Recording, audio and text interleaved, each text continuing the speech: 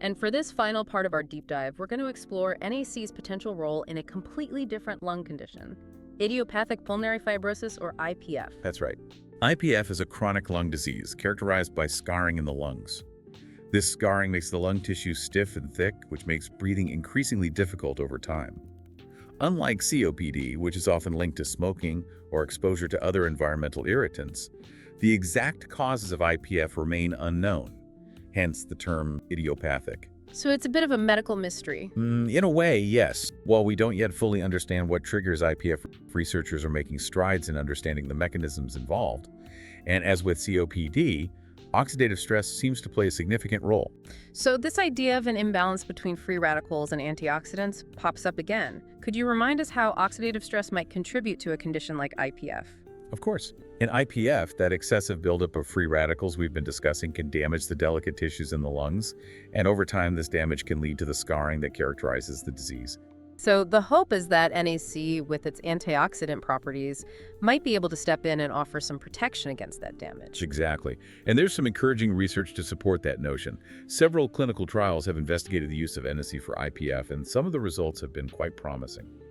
One notable study, called the Idiopathic trial, found that high-dose NAC, when used alongside standard treatments, actually helped preserve lung function in individuals with IPF better than standard treatments alone. Wow, that's incredible. What kind of doses were they using in that trial? The Idiopathic trial used a significantly higher dose of NAC than the Malaysian study on COPD, 1,800 milligrams per day, divided into 3 doses.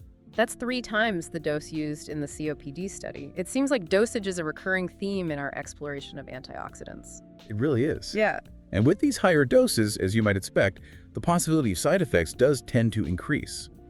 Again, this underscores the importance of working closely with a healthcare professional if you're considering NAC for IPF or any other health condition. So NAC holds promise for IPF, but more research is needed to confirm its long-term effectiveness and pinpoint the most effective and safe dosages. While the Idiopathic trial offered a significant step forward, we still need larger, longer-term studies to gain a comprehensive understanding of how NAC behaves in the context of IPF and whether it can genuinely slow the progression of this complex disease. It seems there's still so much to learn, but that's what makes this field so exciting. Are there any new or particularly innovative ways that researchers are exploring the use of NAC for IPF? There are some fascinating avenues being explored. For example, some scientists are looking into the potential of inhaled NAC for IPF.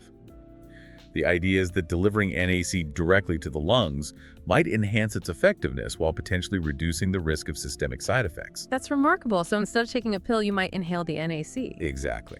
It's a novel approach with a lot of potential. This has been such an insightful conversation.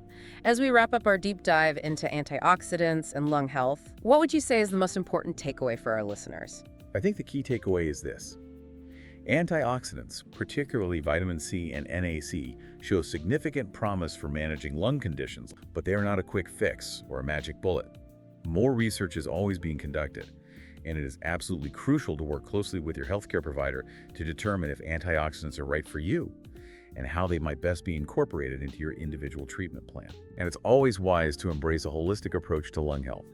A nutrient-rich diet, regular exercise, and avoiding smoking are all essential pillars of lung health. Those lifestyle factors can make a world of difference. This deep dive has been truly fascinating. Thank you so much for joining me on this journey into the world of antioxidants and lung health. It's been my pleasure. Thanks for having me. And to our listeners, thank you for joining us on the deep dive. Until next time, stay curious.